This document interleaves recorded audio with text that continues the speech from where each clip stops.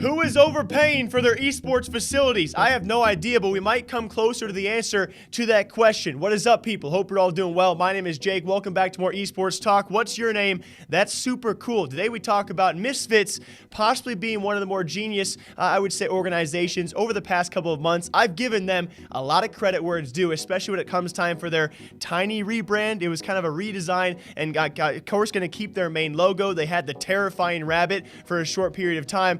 I thought it was a great job compared to many esports rebrands we have seen. And now most latest, guys, they're actually going to be opening a brand new facility down in Florida. And I would say at a steal, 18,000 square foot facility, by the way, paying supposedly around $1.35 million. And when it comes to the metric of these amounts being spent, it's very tough to break it down whether or not they've paid $1.35 million outright to get the entire facility, whether or not that's rent for the entire year. I think it would be fair to say it's probably an outright bid compared to other organizations, especially in California and Los Angeles in particular. This is going to be a gigantic steal. As you can tell by the title as well, other organizations, especially in LA, have paid exorbitant amounts of money to actually get their own facilities. Gen G being one, TSM, I believe Immortals / LA Valiant, whatever you want to call them, they have 100 Thieves we talked about as well. And when it comes time for comparing prices to what Misfits is paying, it's not even close. So you look at Misfits, they get 18,000 square feet in Florida, albeit it could be bumfrick nowhere, I wouldn't care. $1.35 million seems like a steal, especially for a franchise team or organization who has multiple franchise spots, multiple teams, I would say multiple very good rosters, and supposed ones coming soon.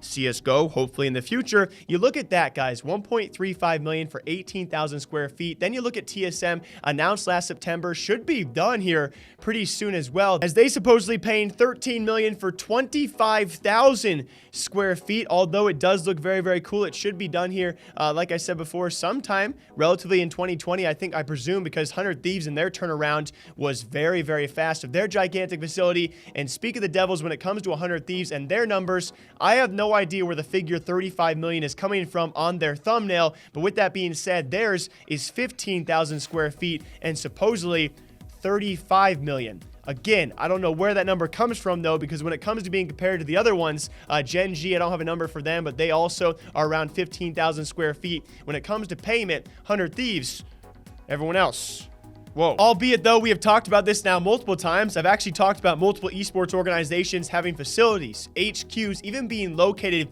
in LA, and I've wondered why. As an investor, why would you want LA? Yes, plenty of connections, plenty of great opportunities I'm sure I don't even know about in the LA area. When it comes time for the price paid, though, yeek. I've also talked about, though, of course, the amount of sponsors 100 Thieves had for their facility, which, by the way, from what we know, I do presume that 100 Thieves, whatever that $35 million figure comes from, their annual rent, what they pay is right around $1 million. That also plus utilities on that space. So I'm not sure where $35 million does come from. And if the sponsors do cover the entire thing, albeit their facility is a great steal. Can we say the same for TSM or Gen G or Immortals? Have they had the great partnerships and sponsors that 100 Thieves have had? It's probably doubtful. So maybe their deal not so great. But when it looks time for a guy like Misfits to enter the picture, $1.35 million for 18,000 square feet, albeit in still a great area in Florida, if that works for them, who's got the better deal here? There are a lot of organizations doing a lot of different things out there. When it comes time for the supposed price paid, 100 Thieves is way above the rest, although they do have a lot of partners, a lot of sponsors, and definitely making it work, I would say, a lot more efficiently than many other esports organizations. As we slowly approach the overlook and the expenses of these orgs and what they are trying to do with these facilities, we will gradually give you guys progress on who is making the right move and who is making the questionable one. What do you guys think about that? Either way, I think based off what we see from the LA area, Misfits get a great steal somewhere else that's not a hot spot. And if it works for the teams, then albeit, why not do it? Until next time, hope you guys all enjoy breaking down other esports gaming news here every single day, all day long, okay? If you guys have a story you want me to cover, my DMs are always open. I am chained to this desk.